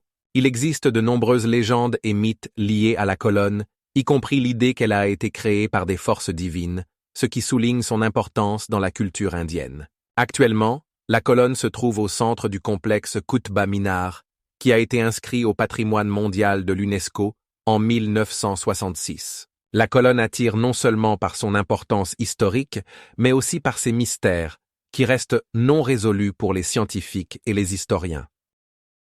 Dans le désert de Taklamakan, en Chine, des chercheurs ont découvert des momies uniques qui suscitent l'étonnement et posent des questions sur les migrations et les interactions des anciens peuples. Ces momies, appelées momies de Tarim, datent d'une époque d'environ 4000 ans et représentent des Européens aux cheveux roux et à la peau claire. Le site des découvertes a été exploré pour la première fois à la fin du XXe siècle, lorsque des archéologues ont trouvé des momies dans la région du lac Lobe Nord en 1981. Les exemples les plus célèbres, comme la momie connue sous le nom de momie aux cheveux roux, se caractérisent par une longueur d'environ 1,80 m et des tissus bien conservés, ce qui témoigne d'un haut niveau de conservation. Des chercheurs comme le docteur Victor Meiss, après avoir étudié ces découvertes, ont conclu que ces gens étaient probablement membres de cultures nomades anciennes qui traversaient l'Asie centrale. L'analyse du matériel génétique a montré que les restes momifiés portaient des marqueurs européens, remettant en question les représentations traditionnelles des migrations et de la dispersion des peuples dans cette région. Ces découvertes confirment également que les contacts culturels et ethniques entre différents groupes de personnes se produisaient bien avant ce qui était previously thought. Les momies de Tarim ont été trouvées dans divers types de sépultures, y compris des inhumations avec un riche inventaire, ce qui indique que ces personnes avaient un statut social élevé dans la société. Dans certains cas, les archéologues ont découvert que les momies étaient entourées d'objets tels que des tissus, des bijoux, et même des armes, ce qui montre que ces inhumations avaient une valeur rituelle. Un aspect important est que certaines momies étaient enveloppées dans des tissus teints en rouge, ce qui pourrait indiquer la présence de rituels et de croyances complexes. Les cheveux conservés des momies, teints en diverses nuances de roux et de blond, confirment que ces gens pouvaient appartenir à un groupe ethnique unique qui habitait à la frontière des cultures. Les recherches génétiques menées sur des échantillons de ces momies ont révélé la présence de séquences d'ADN mitochondriales similaires à celles des Européens modernes, ce qui suggère des migrations anciennes. L'étude de ces momies ouvre de nouvelles perspectives sur la compréhension de l'histoire de l'humanité, montrant que les anciens peuples voyageaient probablement sur de longues distances et échangeaient des caractéristiques culturelles et génétiques. La découverte de ces restes uniques dans un endroit aussi éloigné que le Taklamakan met en lumière la nécessité de réévaluer les théories historiques sur les anciennes routes de migration et les échanges culturels. L'analyse des tissus anciens trouvés avec les momies montre qu'ils étaient fabriqués à partir de fibres locales, mais les méthodes de traitement et de teinture peuvent indiquer une influence d'autres cultures, peut-être de l'Europe ou de l'Asie occidentale. Ces momies, dans un état de conservation exceptionnel, offrent une opportunité unique pour l'étude des anciennes techniques d'embaumement utilisées pour préserver les corps. Les momies de Tarim deviennent une clé pour comprendre comment les anciens peuples s'adaptaient à leur environnement et comment ils interagissaient avec les cultures voisines. Ces découvertes posent également des questions sur l'impact des changements climatiques sur les migrations de ces gens, car le désert de Taklamakan n'était pas toujours tel que nous le connaissons aujourd'hui. En particulier, les changements dans les écosystèmes pourraient avoir favorisé les déplacements des gens à la recherche de conditions de vie plus favorables. Les recherches montrent que cette région a été un carrefour pour de nombreux peuples, y compris les nomades et les commerçants, ce qui explique la présence d'éléments culturels diversifiés. Les momies de Tarim ne représentent qu'une petite partie d'une plus grande image qui inclut de nombreuses énigmes sur la manière dont les anciennes civilisations existaient et interagissaient entre elles au fil des siècles. En Afrique du Sud, dans la région de Klerksdorp, ont été découvertes des sphères métalliques qui suscitent de nombreux débats parmi les scientifiques et les chercheurs. Ces sphères ont été trouvées dans des sédiments datés d'environ 2,8 milliards d'années, ce qui en fait l'un des objets les plus anciens jamais découverts sur Terre. Les premières découvertes ont été faites à la fin du XXe siècle, principalement dans les montagnes de Mogwek. Les sphères ont un diamètre d'environ 30 mm et se distinguent par une configuration unique. Chacune d'elles est recouverte de 3 rainures parallèles qui en serrent la surface. Ces rainures posent des questions sur les méthodes de leur formation, car elles semblent trop soigneusement et symétriquement taillées pour être le résultat de processus naturels. Certains scientifiques suggèrent que ces formations pourraient être le résultat de technologies anciennes, tandis que d'autres insistent sur leur origine naturelle, comme l'érosion ou la cristallisation. Le chercheur Dave Patton, qui a étudié ces sphères, affirme que leur composition inclut du fer et du nickel, les rendant similaires aux météorites métalliques. La découverte a été présentée lors de diverses conférences scientifiques, mais n'a pas toujours été prise au sérieux. En général, de telles découvertes suscitent des opinions divergentes. Certains les considèrent comme des preuves de l'existence d'une civilisation très avancée il y a des milliards d'années, tandis que d'autres insistent sur leur origine naturelle. Les recherches effectuées en laboratoire ont montré que la composition chimique des sphères ne correspond pas aux formations géologiques locales. En particulier, les sphères contiennent un niveau de nickel extrêmement rare dans la nature. Compte tenu de l'âge des découvertes, cela pose des questions supplémentaires sur la manière dont ces objets ont été formés et pourquoi.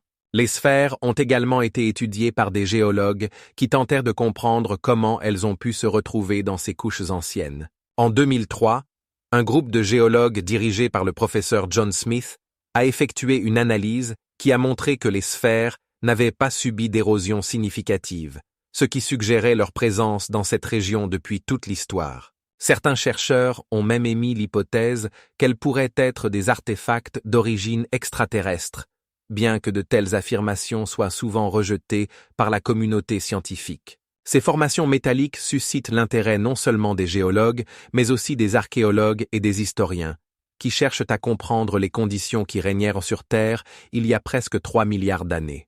Il est important de noter que pendant cette période, il n'existait pas de forme de vie complexe, et la surface de la planète était très différente de celle d'aujourd'hui. La découverte des sphères soulève des questions sur notre compréhension de l'évolution de la Terre et de ses processus géologiques. Certains chercheurs estiment que ces sphères pourraient être des indicateurs de processus plus complexes qui se sont déroulés dans les profondeurs de la Terre à cette époque. Les recherches continuent, et chaque nouvelle découverte peut apporter des informations supplémentaires sur l'origine de ces objets mystérieux. À ce jour, les sphères de Klerksdorp restent l'une des découvertes les plus intrigantes, remettant en question notre compréhension de l'histoire ancienne de la Terre et de l'évolution de la vie sur celle-ci. En 2010, le professeur de géologie Martin Kemp a mené une étude dans laquelle il envisageait la possibilité que ces objets puissent être le résultat d'une forme de vie ancienne, encore inconnue de la science. Chaque nouvelle hypothèse ouvre de nouvelles perspectives pour les discussions et les recherches. Les découvertes de Klerksdorp continuent d'inspirer les scientifiques et les amateurs d'histoire, soulignant que même dans les couches les plus anciennes de la Terre, des mystères peuvent se cacher, capables de changer notre compréhension du passé. Actuellement, les sphères de Klerksdorp sont conservés dans la collection du musée sud-africain, où des recherches sont en cours pour déterminer leur origine et leur signification pour la compréhension de l'histoire géologique de la planète. Le complexe architectural de Baalbek au Liban est considéré comme l'un des plus impressionnants monuments de l'Antiquité. Ses constructions, y compris le temple de Jupiter, émerveillent par leurs dimensions et leur ingéniosité technique. Les plus grands blocs de pierre taillés au monde, utilisés dans ce complexe, pesaient jusqu'à 1000 tonnes. Ces énormes blocs, connus sous le nom de Migdal, ont été extraits de carrières situées à environ 8 km du temple. Pour se représenter l'ampleur de ce prodige, il est utile de noter que même les grues modernes auraient du mal à soulever de tels blocs. Par exemple, le plus puissant grue du monde, le Liebherr LTM 11200, peut soulever des charges pesant jusqu'à 200 tonnes, et même en utilisant plusieurs de ces grues, la tâche serait extrêmement difficile, voire impossible. Les archéologues et les historiens supposent que ces blocs ont été transportés à l'aide de traîneaux en bois et de systèmes de rouleaux, mais les méthodes exactes restent un mystère. Les murs du temple de Jupiter, construits au 1er siècle de notre ère, sont ornés de colonnes géantes de près de 23 mètres de haut, chacune composée de plusieurs blocs pesant plus de 30 tonnes. Ces colonnes ont été taillées dans le calcaire local et ornées de reliefs représentant des scènes de la mythologie. À l'intérieur du complexe, des fragments importants d'éléments architecturaux sont encore conservés, offrant une idée des dimensions colossales de la construction. Par exemple, une dalle connue sous le nom de rocher de Baalbek pèse environ 80 tonnes et fait partie du fondement du temple. Cette dalle, comme d'autres blocs de pierre, a été polie jusqu'à briller, témoignant du haut niveau de maîtrise des tailleurs de pierre anciens. Il est important de noter que la construction du complexe a été supervisée par des empereurs romains, qui ont utilisé les richesses naturelles de la région pour créer des chefs-d'œuvre architecturaux. Il existe de nombreuses théories sur la manière dont les anciens bâtisseurs ont pu réaliser de telles tâches colossales. Certains chercheurs, comme l'archéologue Dr. José Graciano, proposant que les anciens Égyptiens aient utilisé des technologies primitives similaires à celles utilisées pour construire les pyramides. D'autres, comme le professeur d'architecture Daniel Ben Eliezer, pensent que des méthodes plus avancées, telles que des systèmes de mécanismes de levage, ont été utilisées à Baalbek, ce qui aurait facilité le travail. Cependant, aucune de ces théories ne donne une réponse définitive à la question de la manière dont ces immenses structures ont été élevées. Baalbek non seulement fascine les chercheurs modernes, mais attire également des touristes du monde entier qui souhaitent voir ce chef-d'œuvre architectural. Il est intéressant de noter que des tentatives de restauration de certains éléments du complexe ont été faites au XXe siècle, mais sans grand succès. Les travaux de restauration ont souvent rencontré des problèmes liés à l'absence de matériaux et de technologies d'origine. Aujourd'hui, Baalbek est un site du patrimoine mondial de l'UNESCO et attire l'attention non seulement des historiens, mais aussi des archéologues, des géologues et des ingénieurs étudiant les technologies anciennes. Les habitants locaux sont fiers de leur héritage, qui remonte à des milliers d'années. Chaque pierre, chaque colonne du temple raconte une histoire, reflétant la grandeur de l'architecture romaine et de l'ingéniosité technique. Cependant, reste ouverte la question. Comment les anciens bâtisseurs ont-ils pu accomplir une telle tâche colossale, et quelles autres découvertes pouvons-nous faire en étudiant ce complexe mystérieux? Les éléments conservés du temple, tels que les blocs massifs et les colonnes, continuent de fasciner l'imagination. Les têtes Olmec au Mexique représente l'un des monuments les plus mystérieux et impressionnants de l'art ancien, créé entre 800 et 300 avant notre ère. Ces sculptures géantes, pesant jusqu'à 40 tonnes, sont réalisées en basalte, extraits de carrières situées à des dizaines de kilomètres de leur emplacement. Par exemple, de nombreuses têtes ont été découvertes dans la région de la Venta, où subsistent les vestiges de villes Olmec. La création d'une telle tête nécessitait des efforts colossaux. Les archéologues ont estimé qu'il fallait jusqu'à 100 personnes travaillant plus d'un mois pour transporter un bloc de basalte d'environ 2 mètres de large et 3 mètres de haut. Il est connu que le basalte pour ces statues était extrait dans les régions des États actuels de Veracruz et de Tabasco, où se trouvent des roches volcaniques anciennes.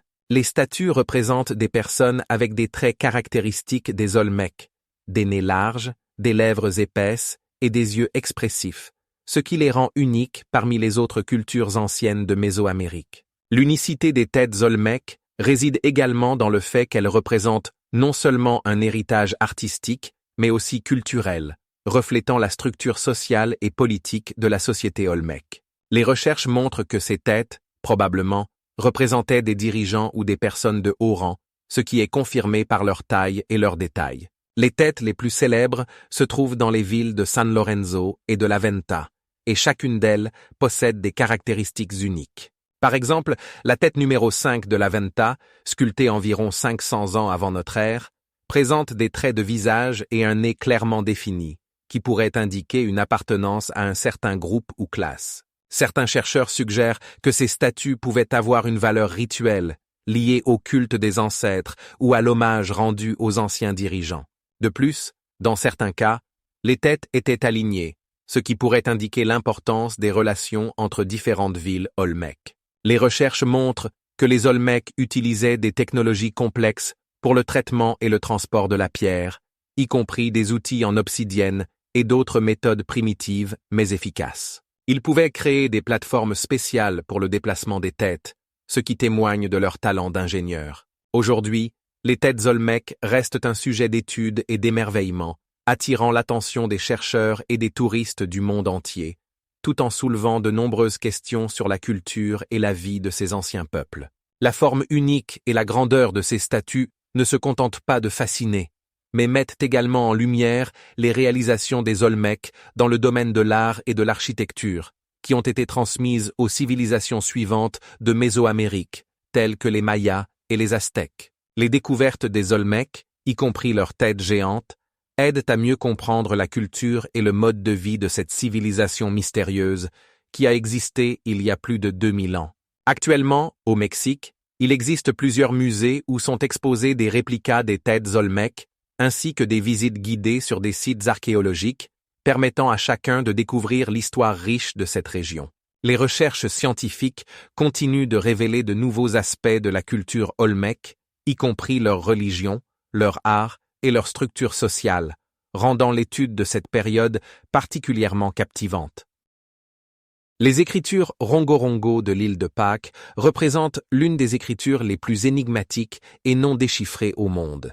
Ces signes uniques ont été découverts au milieu du XIXe siècle lorsque les chercheurs européens ont commencé à étudier activement cet îlot isolé dans l'océan Pacifique. Les premières mentions des Rongorongo remontent à l'année 13, lorsque le missionnaire français Eugène Ayrault a apporté plusieurs tablettes ornées de symboles inhabituels en Europe.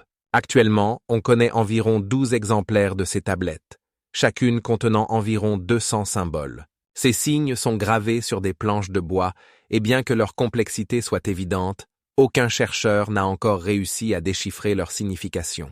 Le Rongorongo pourrait être la seule écriture connue, indépendamment inventée en Océanie, ce qui le rend unique parmi tous les autres systèmes d'écriture connus de l'humanité. Il est supposé que ces signes pouvaient être utilisés pour enregistrer des mythes, des rites religieux ou même des événements historiques, mais le contenu précis des textes reste une énigme. Les chercheurs notent que le Rongorongo présente des éléments caractéristiques de l'écriture hiéroglyphique tout en se distinguant de tous les autres systèmes d'écriture connus.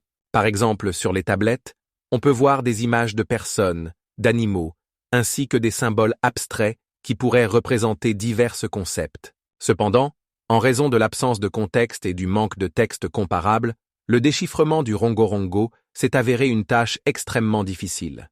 À ce jour, de nombreuses tentatives de déchiffrement ont été entreprises, allant des travaux de l'érudit autrichien Christian Schmidt au XIXe siècle aux linguistes et cryptographes contemporains, mais toutes rencontrent les mêmes difficultés. L'une des raisons de cette difficulté réside dans l'absence de tradition vivante, car la langue Rapa Nui, parlée par les habitants locaux, a presque entièrement disparu en raison de la colonisation européenne. Cela rend impossible l'utilisation de l'analyse comparative avec d'autres langues. Certains chercheurs pensent que le Rongorongo pourrait être lié aux traditions polynésiennes, mais il n'existe pas de preuves claires de cette théorie. Le style d'écriture du Rongorongo est également unique. Les symboles peuvent être disposés dans différentes directions sur une même tablette, ce qui complique encore plus la compréhension. Sur l'une des tablettes les plus célèbres, connue sous le nom de tablette Campbell, sont représentées des scènes complexes qui pourraient illustrer des actions rituelles ou des scénarios mythologiques. La variabilité et la diversité des symboles indiquent que le système d'écriture pourrait avoir évolué sur une longue période, s'adaptant aux changements culturels et sociaux sur l'île. Cependant, malgré tous les efforts, le rongo-rongo reste l'un des éléments les plus intrigants et non déchiffrés de la culture polynésienne, et chaque nouvelle découverte suscite un intérêt accru pour cet ancien art d'écrire. Les chercheurs continuent d'étudier les tablettes dans l'espoir de trouver la clé de leur déchiffrement, mais pour l'instant, le mystère du rongo-rongo reste non résolu. Il est intéressant de noter que certaines tablettes ont été découvertes dans un état menaçant leur conservation, ce qui rend chaque nouvelle découverte particulièrement précieuse. Ainsi, chaque étude du rongo-rongo non seulement approfondit notre compréhension de la culture polynésienne, mais met également en évidence l'importance de la préservation du patrimoine culturel. Le sphinx de Gizeh, majestueuse figure de pierre avec le corps d'un lion et la tête d'un homme, est devenu le sujet de nombreux débats et mystères.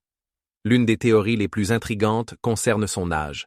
Traditionnellement, on pense que le sphinx a été construit pendant le règne du pharaon Khéops, soit environ 2500 ans avant notre ère. Cependant, à partir des années 90 du XXe siècle, certains chercheurs ont commencé à remettre en question cette datation. En particulier, le géologue Robert Schoch de l'Université de Boston a présenté des arguments selon lesquels le sphinx pourrait être beaucoup plus ancien que prévu. Schoch a remarqué des traces d'érosion par l'eau sur le corps du sphinx, qu'il considère comme des preuves d'une action de l'eau de pluie. Cette conclusion ouvre une nouvelle page dans la compréhension du climat de l'Égypte ancienne. La majorité des scientifiques estiment que le climat dans cette région est devenu sec il y a environ 8000 ans. Si les traces d'érosion sont effectivement le résultat de la pluie, cela pourrait indiquer que le sphinx a été créé avant le début de la période aride, peut-être à une époque où le climat en Égypte était plus humide. Les recherches de Schoch ont suscité des réactions mitigées.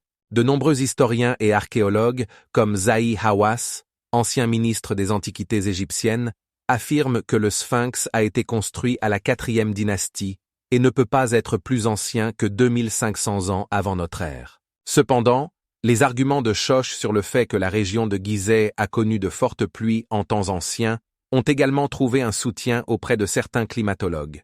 Ils indiquent que de tels changements climatiques peuvent se produire de manière cyclique et que le niveau de précipitation pouvait varier considérablement à différentes époques historiques. En outre, une étude réalisée en 2015 a montré que les roches entourant le sphinx présentaient effectivement des traces d'érosion qui ne correspondent pas à l'époque de sa création supposée. Les géologues ont découvert que certaines zones près du sphinx possédaient des couches plus anciennes qui pourraient indiquer son existence à une période où le climat était plus humide.